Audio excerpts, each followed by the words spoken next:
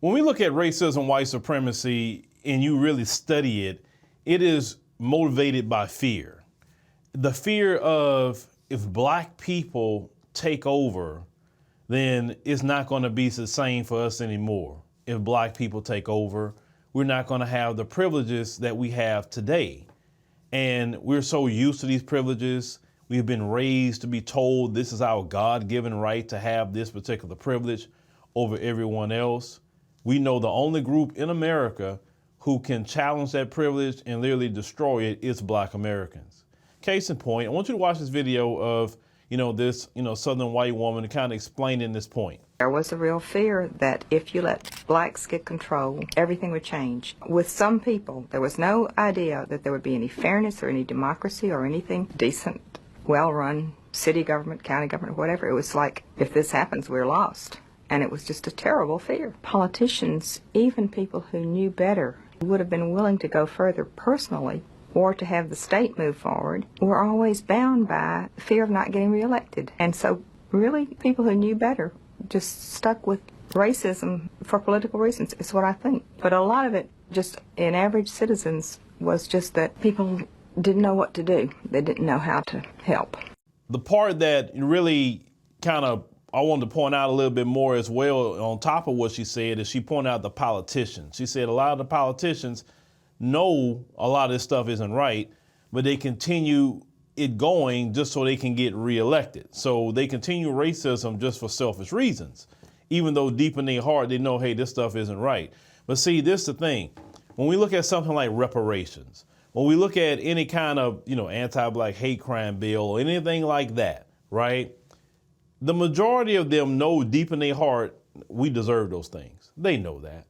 But their greatest fear is losing privilege. Their greatest fear is, as many have told me over the years, our greatest fear is you would do to us, and when they were saying not me personally, but we as a collective of people would do to them what they did to us. That's their greatest fear. Now, let's go deep into that fear. You had a chance to stop doing what you were doing to us, and you chose not to. Even today, 2024, you have a choice right now to make things right by saying, you know what? I didn't have nothing to do with slavery. I didn't do Jim Crow. I didn't do the black codes. I wasn't part of the Klan. I didn't bomb no churches. I didn't steal black people's land. I didn't do any of that, but I understand the reason why today is the blame is still being laid at my feet, even though I didn't have nothing to do with it, is because I'm living on a privilege in a system that was maintained through all of that. So just as much as I inherited all of this privilege and all of this wealth that came to us as a collective, you also got to inherit the collective shame. You got to inherit the collective guilt. And you got to inherit the collective judgment that comes along with that. And that's the problem with many of them don't like. They inheriting that. So this is why when someone in 2024 say, hey, reparations need to be paid. Well, why should I have to pay? I didn't have this and that and the third. You have to pay because you inherited the privilege and wealth that came through all of that. That's the thing. And you're not saying, you know what? Let's go it on and pay reparations. Let's go it on and change America fundamentally so this country can be equal to everybody. Because see, black people aren't asking for supremacy. Black people are saying for equality. That's all they're asking for. That's it. I want to be treated equal. I don't want my businesses sabotaged. I don't want my education sabotaged. I don't want my children sabotaged in education where you can sit up there and put them in prison. I want to just be treated equally. I want the same. I want Whole Foods in my neighborhood. I want high quality gyms in my neighborhood. I want dog parks. I want all kind of nice things that we have, trails and all kind of events and all these things that you have in your areas. We want the exact same thing, right? We want the police the exact same way that they police in your area. How they police in your area? They're not targeting people. They're not doing anything. They are not allowing certain elements to come into your community, even people within your own community. they don't allow certain of them even come in. They make sure certain characters stay out. They talk about law and order, but they allow crime to go on in black communities. Because when they want to gentrify it, all that quote unquote crime gets out of there real quick because the police actually do their job. You understand what I'm saying? Black Americans are saying equality. But as long as you run around here talking about why should you have to pay reparations, then you are laying yourself up in the judgment. And let me tell you something. What you complaining right now about the economy and saying, oh, some of you saying now, oh, I see how black Americans feel. And all this time, black Americans have been saying that. See, the thing is, black Americans been telling you, but you didn't care because you was getting your money and living in your privilege. Now you walking into a day and time that your privilege won't save you. And listen, you can put Donald Trump in office next go round. You're still not going to be saved. It is ordained what's happening to you in particular to happen. Your global influence is constantly decreasing. People aren't respecting you in the world anymore by the things that you have done, right? Not because people just woke up one day and felt that way. People are paying attention to the oppression of the past and the oppression of the current state.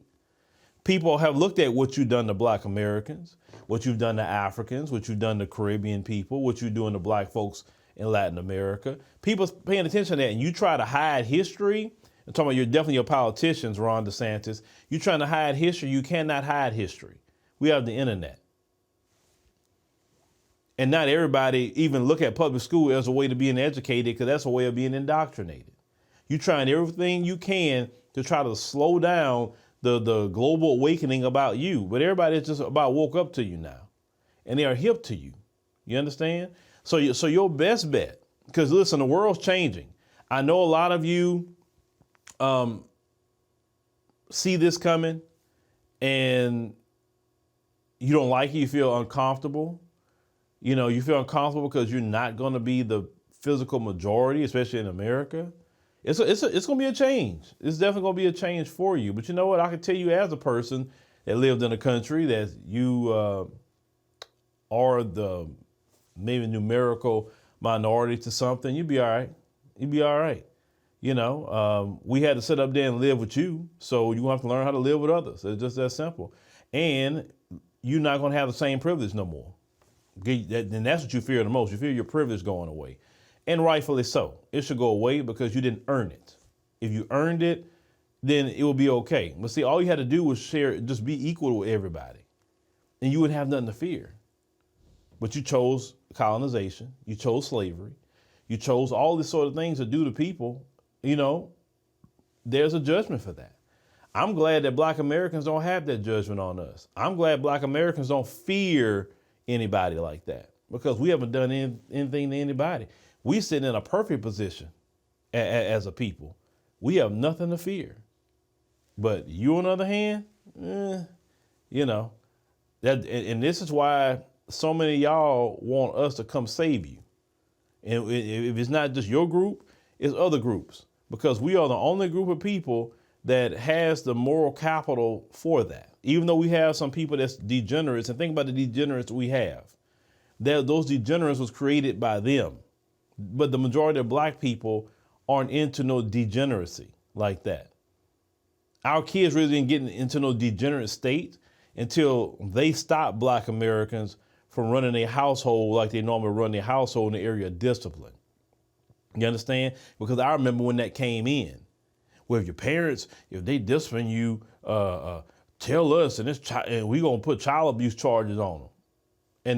And that's why America's where it's at now. It's because of that, right there. Not because of instances of real abuse, and of course, people who abuse children children should be taken away, and the parents should go to jail for that. We're not talking about instances of real abuse. We're talking about actual discipline. You understand what I'm saying? But that's their world they gotta deal with, not us. So it's gonna change. And your politicians, they can't save you.